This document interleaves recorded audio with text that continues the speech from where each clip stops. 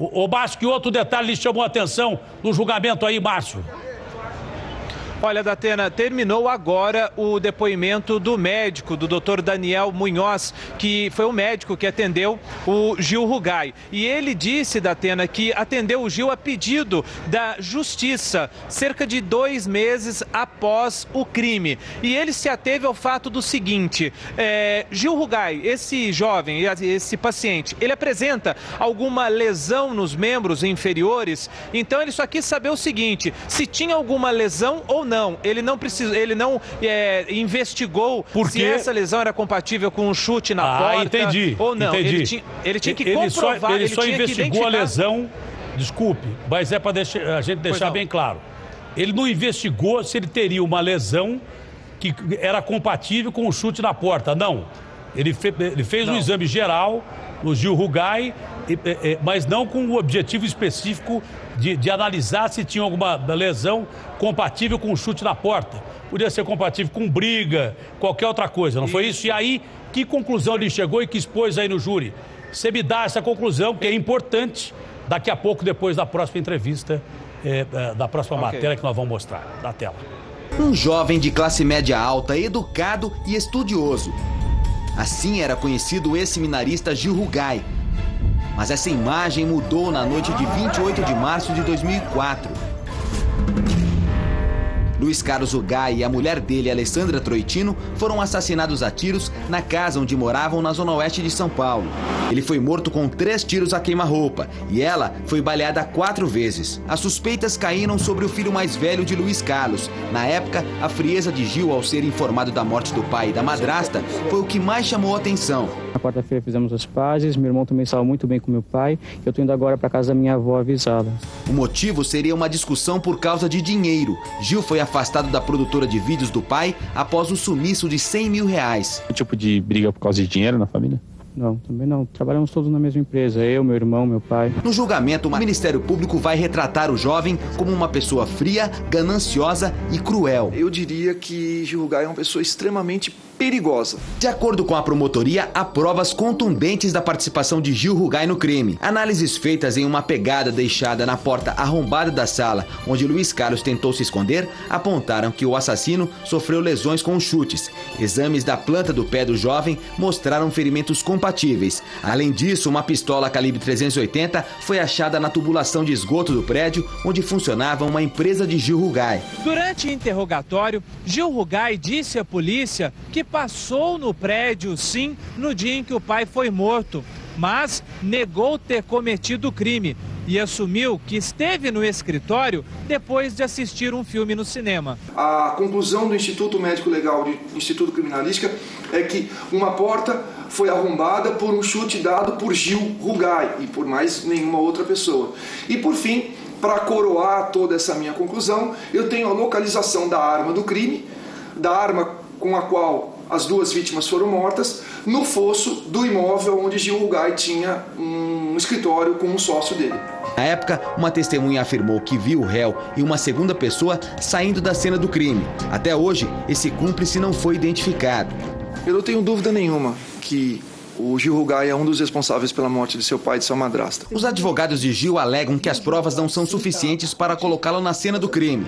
Ele chegou a ser preso 2 vezes entre 2004 e 2008. O Ministério Público se vale de testemunhos que, obviamente, por serem testemunhos, são falhos. Na hora do crime, o Gil estava a aproximadamente 5 quilômetros de distância. Mesmo se for condenado, Gil Rugai não deve ir imediatamente para uma prisão. O mais provável é que depois do veredito ele saia desta cadeira de volta para a rua. Como se trata de um caso de um réu solto durante o processo, a lei prevê que aguarde todos os recursos de sua defesa em liberdade. Ninguém pode ser dito, declarado culpado, sem que haja mais recursos, sem que haja a possibilidade da pessoa recorrer buscando aquilo que ela julga ser a sua inocência. O júri popular acontece no Fórum da Barra Funda, neste plenário com capacidade para 280 pessoas. Foi nesta sala que uma outra acusada da morte dos pais foi condenada, Suzane von Richthofen, em 2006. A expectativa é que a sentença de Gil Rugai seja conhecida em até 5 dias.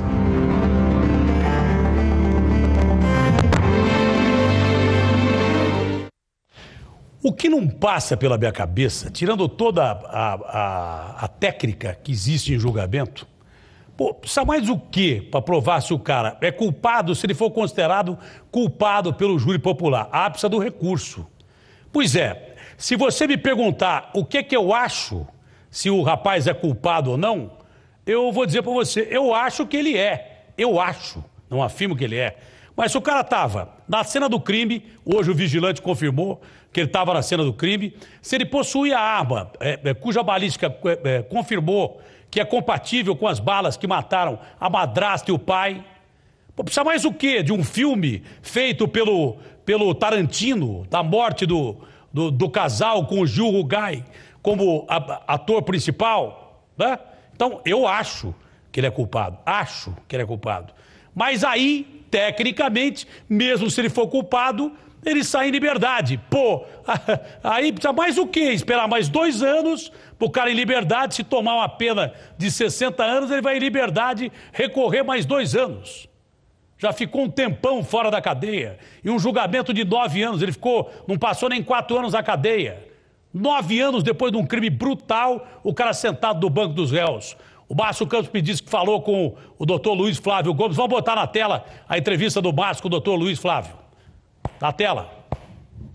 Olha, Datena, no total foram chamados para esse tribunal do júri 15 testemunhas. São 5 testemunhas do Ministério Público, né, ou seja, dos promotores de justiça, 9 dos advogados de defesa e uma testemunha chamada pelo juiz. Dr. Luiz Flávio Gomes, que foi juiz por muitos anos e agora é professor e também consultor, acompanha de perto esse júri. Doutor, dessas 15 testemunhas, qual é ou quais são as mais importantes? As testemunhas arroladas pela acusação são relevantes porque são perito, delegado, médico e testemunha vigilante. Das testemunhas de defesa, nem todas são importantes, porque não presenciaram os fatos. Então ali 2 ou 3 serão muito importantes, as demais não. Por isso a tendência de haver desistência de testemunha, o que antecipa o fim deste julgamento. Agora houve uma inversão, era o doutor Rodolfo Chiarelli, o delegado, que iria falar primeiro, mas inverteu, colocou o médico que atendeu o Gil Rugai no hospital primeiro. Por que essa inversão, na opinião do senhor? Essa inversão se dá muitas vezes a pedido da própria testemunha. Uma testemunha que tem um compromisso, ele é um médico, talvez tenha até plantão, por exemplo. Ele justifica e o juiz, então, diante da justificativa dele, o juiz defere. Não interfere no peso do depoimento dele? Não interfere. A ordem aí não vai interferir de modo algum. Por isso que é conforme a conveniência e a necessidade de cada profissional. E tem testemunha importante? Ele é uma delas? Sim, sem sombra de dúvida, porque ele foi o médico que descobriu, por ressonância magnética, uma lesão no pé e na perna do réu que pode ter conexão com o chute na porta. Doutor, o depoimento ou o testemunho do vigilante da rua, ele começou, inclusive levantando da cadeira, porque o juiz perguntou para ele, o senhor viu quem saiu da casa? Aí ele disse, vi. Dá para apontar? Daí apontou o Gil Rugai, não foi isso? Lá dentro do plenário. Mas depois ele começou a ficar muito nervoso, um pouco por conta da, entre aspas, intimidação que o advogado de defesa fazia. Isso prejudicou? Isso, na verdade, o depoimento dessa testemunha, nós já tínhamos que analisar conforme o que ela já vinha falando antes. Ela já vinha com muitas contradições. Já estava antes assim. Ou seja, ela não mudou o que já tinha antes, mas ela confirmou um ponto-chave, que ele colocou o réu na cena do crime, tendo visto o réu 20 minutos depois dos disparos. Isto foi muito relevante. No mais, ela se mostrou confusa, efetivamente confusa, mas isto tudo é para valoração dos jurados. Para encerrar, doutor, não está discutindo isso agora no tribunal do júri. Está discutindo se Gil Rugai matou ou não matou. Mas o vigilante diz que viu 2 pessoas saindo de lá. Onde está essa segunda pessoa? Como é que fica esse crime se tinha uma segunda pessoa? Pois, por incrível que pareça, essa segunda pessoa virou um fantasma. Virou um fantasma, porque a polícia não conseguiu apurar essa segunda pessoa. Chegou até a investigar a mãe dele, né? Chegou até a investigar, porém não chegou a resultado nenhum. Daí ninguém sabe, é um verdadeiro fantasma. Esta segunda pessoa estava lá, ninguém sabe, no entanto, quem é. Isso prejudica? Isso é ruim para a justiça, porque mostra uma ineficiência. Porque a polícia está aí para investigar tudo e descobrir tudo. Quando não descobre, só descobre parte, a população tende a desconfiar disso tudo, achar que houve corrupção, alguma coisa do gênero. É ruim quando não apura todos os crimes. Mas não prejudica o julgamento do... Não prejudica. Este julgamento de hoje não está prejudicado por este fato. Muito obrigado, doutor Luiz Flávio Gomes, da Atena, falando conosco. Ele que já foi juiz por vários anos e agora é professor e consultor. Juiz e bom juiz, ótimo juiz. O Márcio chegou a perguntar se a mãe dele teria sido considerada essa pessoa que era suspeita. Chegou a ser investigada pela polícia, ô Márcio? Depois nós vamos à questão do médico. Ela chegou a ser investigada pela polícia? Chegou, Datena, ela chegou a ser investigada como possível segunda pessoa que estava lá. A polícia esteve com ela foi ouvida várias vezes no departamento de homicídios, mas depois, no final do inquérito, ela foi descartada, Datena. Você lembra dessa entrevista que você fez com ela?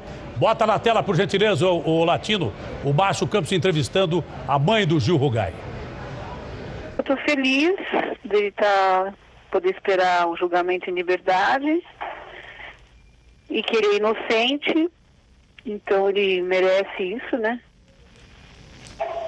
Então, o que a senhora pretende fazer agora com a saída dele? Curtir ele, fora da detenção, né? Com certeza, aqui em casa. O período que ele passou preso, como é que foi a convivência? A senhora ia visitá-lo? Eu ia toda semana. Tá bom, e ele saindo, vocês pretendem viajar? Não. Não? Não. Ele vai ficar com a senhora ou vai ficar onde ele morava antes? Não, na casa da minha mãe. Ah, ele vai ficar na casa da mãe da senhora? Da avó dele. Da avó dele, isso. A senhora pretende comemorar? A senhora acha que vai haver comemoração com a saída dele?